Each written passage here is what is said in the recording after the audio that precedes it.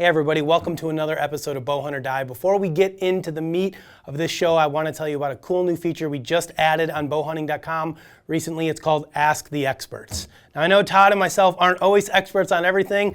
That's why we called in PJ Riley from Lancaster Archery. So if you guys have any questions for Todd, myself, PJ, or anyone else on our staff or the Lancaster Archery staff, make sure you log on to bowhunting.com.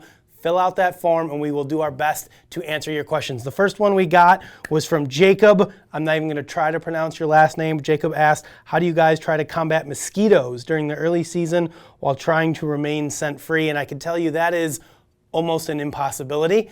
So in my case, we're doing everything that we typically do for scent control. So we're washing in Scent Away, we're spraying down with Scent Away, we're using Scent Lock. That is really gonna keep your human odor to a minimum. As far as the mosquitoes go, in my experience, Thermacell, man. Thermacell's the greatest invention ever made for hunting when there's mosquitoes out. In my experience, the deer don't really seem to mind the smell too much. As long as it doesn't smell like a human, they don't seem to mind it. So just do your normal scent control routine, spray down, shower, wear your scent lock, and you should be good. And just make sure you don't forget the refills for the Thermacell, because believe me, if that thing runs out halfway during an early season hunt in September, you will wish you had the refills with you. So that is my answer for that question. Guys, remember to log on to the website, ask us more questions. And with that said, now we're going to dive into a couple of fun summertime segments with Tim Ainsworth and Troy Spolam. Let's check them out.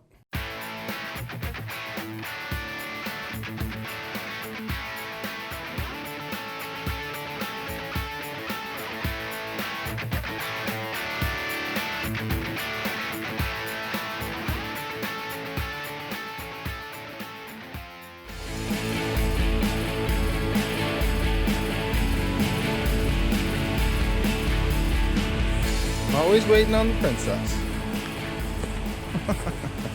All right, hey guys, it's June 30th, and Tim and I are out here at the farm in Northwest Illinois.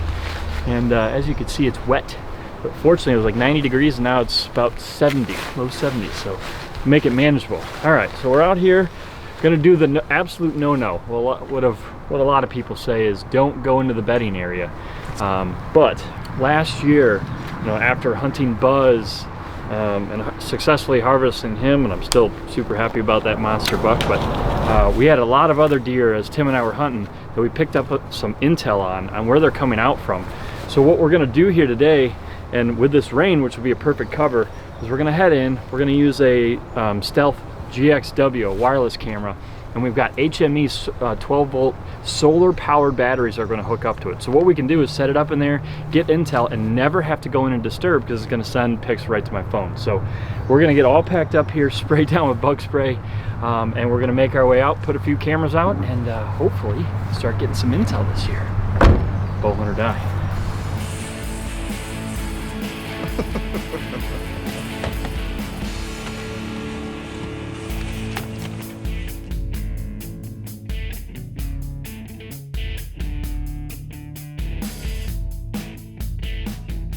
All right, guys, so we're headed back to go get one of those GXWs that Troy was talking about just back here in the woods, and realized that it was too wet back here for the farmer to plant. So he planted beans out in the big field, but we got nothing here. So if we have some time, we're both pretty busy with family, Troy's got school, we're gonna come out here and throw some Antler King. I'm thinking some turnips, maybe some peas and some rye, but hopefully we can find some time here, get a good spraying in, let it dry out, and get a food plot in here.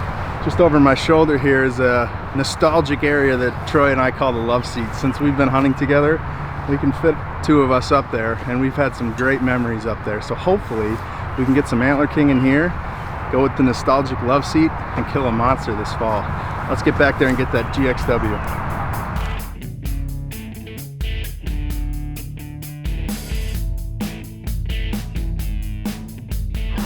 All right, guys, we just pulled up to this spot. What do we call this, Tim? I don't think we had a name. Affectionately called Middle of the woods stand. So basically where we are. And we've got the GXW here, and right behind us about 15 yards, we have our lone wolf setup that we put up last year. We hunted a few times, had some does, and I did have some decent activity on this, but it just wasn't as consistent as we're hoping for. And as soon as we moved to the north and to the west, we started seeing a whole lot more activity. So that's what we're going to do with this. We're going to try and get into their bedding and set it up to the northwest of here. Then we're going to actually try and put stands. We have two to the west. That's where we have the beginner, and we have, what's the other one? Back stand, which is my favorite, where I killed a buck 2 years ago. And then we're going to go straight north along the fence line, where they seem to be going out in that green field that we showed you guys last year. So we're really got to just move closer in their bedding area. We're going to use the GXW wireless here to get that intel so we don't have to go in and disturb it. And then we'll decide what we want to do with this stand. We'll probably move the set, but let's get moving here. We are getting torn apart by mosquitoes. They're ruthless.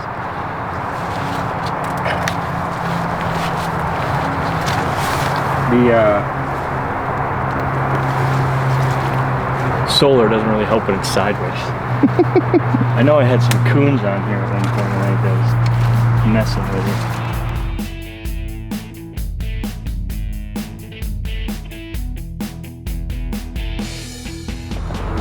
Alright guys, so we were coming to the back of the property, and just to see if we had a trail camera left here. With as busy as Tim and I are with all the family, sometimes we kind of lose track of things. So there wasn't one. However, we just found these three trails that all come together. It just kind of reminded us how much activity is going on in this area. So we do want to put up, we're going to put up this new Stealth Cam G45 no-glow max. When we were sitting in the back stand, which is about 40 yards this way, and the beginner stand that's about 60 yards that way, between Tim and I, there's lots of buck activity, lots of deer activity back here. So you can hear probably that the tollway is only about 300 yards, but it's a perfect spot, kind of pinches them back. There's a bunch of bedding. So anyways, we want to get some intel. We're going to set this thing up and we're going to leave it. I'm going to put some lithiums in it and leave it sit for all the way till the fall. And hopefully we can get some intel on what big bucks are back in here. Huh? How about them lithiums? Yeah. 25 bucks for a 12 pack. We can literally go a full year. Oh yeah. Without having to change them. I mean, yeah, that's why it's worth the money. And that's where, you know, putting lithiums in helps so you don't have to come in and disturb the area, especially if you're putting in the back and you can't afford to put out wireless. This still works really well. So I would suggest spend the extra, I don't know, 10 bucks on lithiums, and that way you don't have to disturb good spots. These things, I prefer our property further out west where the mosquitoes don't exist. It's kind of amazing. You go 2 hours west and there's like no mosquitoes. Buffalo gnats. True. And ticks. When I shot that coyote, man, we're getting eaten alive.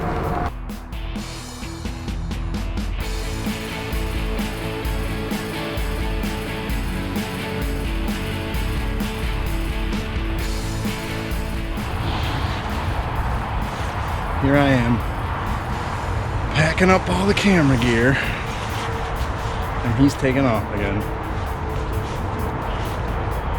It's like hunting with a small child.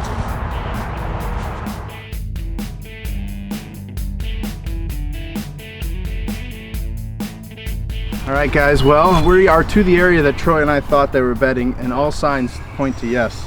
I got a couple beds here to my left at 5 yards, a bed here to my right, probably close to 50 behind the camera. The problem is this area, this bedding area, is about a 100-yard radius, and to try and pinpoint where the buck is bedding, it's going to require either random luck or us to come in here multiple times and move the camera and try and find out where he's coming in and moving out of. But based off last year's intel, Troy and I had some great hunts where we were able to see a multiple of bucks head into a green field that's maybe 100 yards here behind me. So our plan is, we know he's bedding in this 100-yard radius and that he heads to the green field here behind us. So what we're going to do is follow the trails that come out of this bedding area and back toward that green field and try and find a pinch point where we can capitalize on him being there. So let's grab the stealth cams and head in that direction and see if we can find a better area to get some more intel.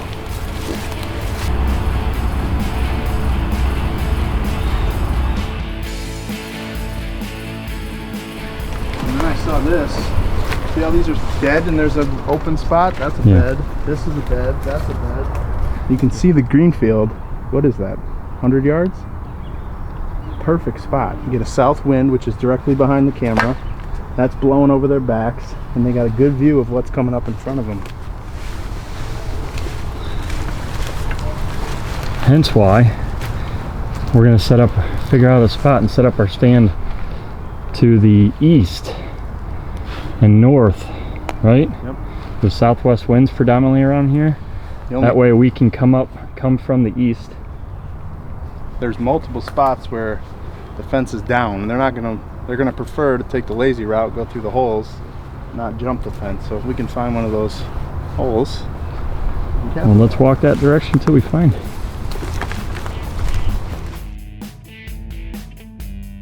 Oh dude, this is the spot your dad and I hung.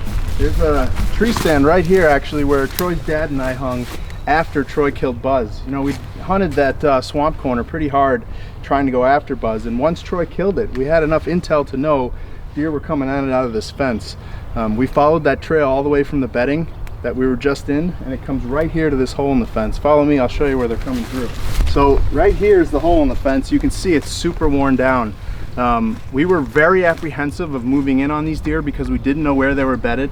After Troy had killed Buzz, we had a pretty good idea just based off hunting it 5 or 6 times that they continually come from this direction or farther west. So Troy's dad and I hung this stand knowing that we could get in here without causing too much of a disturbance. After finding the bedding area today and following the trail back here, I think we're in a good spot to put that wireless cam. So let's get this baby hung, and hopefully Troy will have some pictures of some nice velvet bucks here in the near future.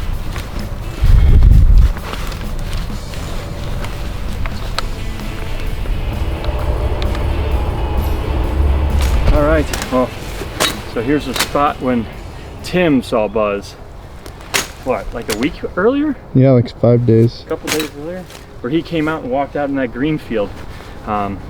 So we knew he was in this area. We knew he was kind of making his way out to the green field, and all we were doing, we were hunting a stand of about, I don't know, what's 200 yards probably to the east, is just hoping that he would make a mistake and come that direction. Well, that happened to be me. I was the lucky hunter on October 18th. I should know that because it was my daughter's birthday. But now that he's dead, it's time to move on to the next big one. There were a couple of nice shooters that were definitely coming out with him that we saw out in these fields between Tim and I that got some good footage. So now we're gonna have the intel. We got the wireless cam set up over here. I'm gonna get this cleared out real quick, and we're done for the day. We're gonna be going home to the families. So, good little day. Got some good rain, should cover up all our stink. And until next time, bow hunt or die. This is how we like to do it.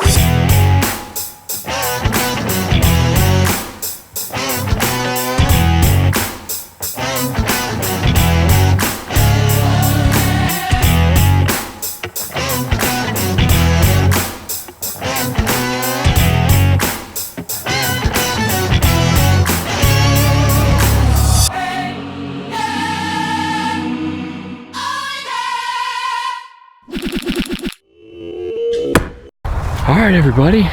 Well, happy 4th of July. It's actually July 3rd.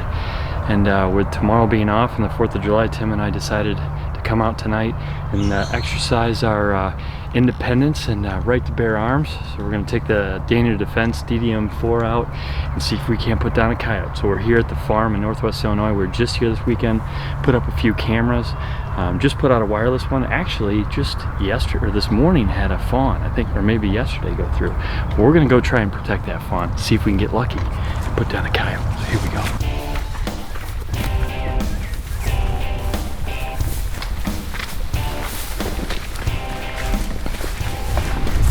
Set up in those trees right there. Standing? Sure. Yeah, it's perfect.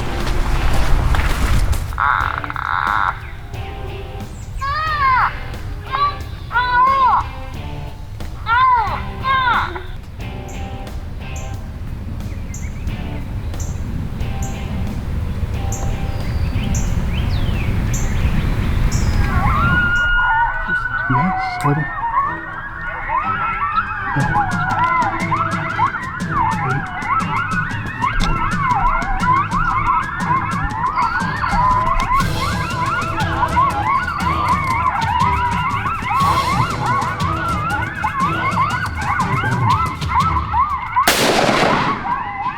Oh,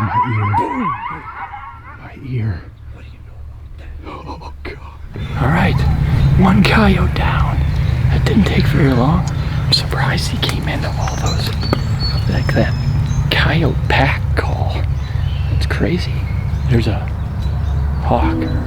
Yeah, hawk. But he came flying across the beans. I happened to see him off to the right. And Tim definitely should have covered his ears. I can't hear. What? What? One down though. Well, we're gonna go back to that locator owl. That's what it's called, but it looked like I could put it in the favorites. Yeah, Coyote locator 1. Because we found one when we used it. So let's try that again. It sounded like a pack though.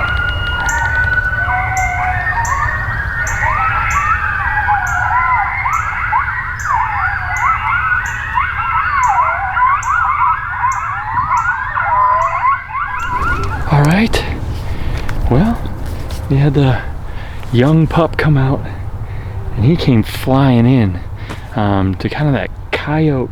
I think it was a locator call, but it had a few different coyotes calling. Anyways, he came running straight across the field, didn't stop, and then he eyed our decoy out here that was spinning around. Within 40 yards, he slowed down just enough for me to take the shot. So let's head on over and check him out.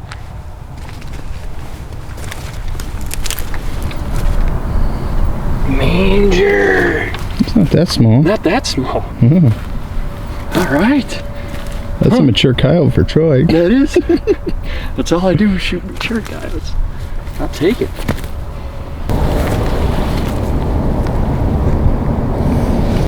All right, well here he is. Thought it was a young one, but actually maybe that's just because it came in so fast, but pretty mature male.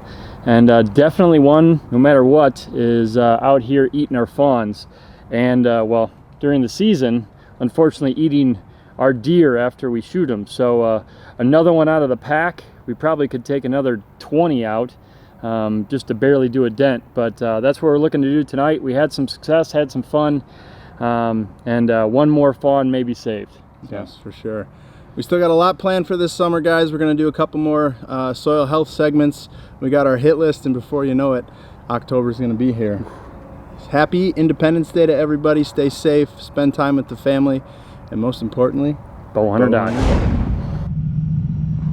All right, well, I know it wasn't an archery hunt, but you gotta love those guys going out and shooting a coyote during the summertime. Congratulations to them. They set out with a goal, shoot some coyotes during the summer, and hopefully help their deer population. And they got some trail cameras out too. So congrats to Tim and Troy. They're having a very productive summer. Guys, next up, we want to take just a couple seconds here to thank the people who sent in their photos for this week's episode. Logan Gerloff, Raul Sanchez, Tyler Carter, Morgan Dells, Ryan Edwards, and William Fountain. All right, everybody, this week's winner is Tyler Carter. Flash this photo up here for me, guys.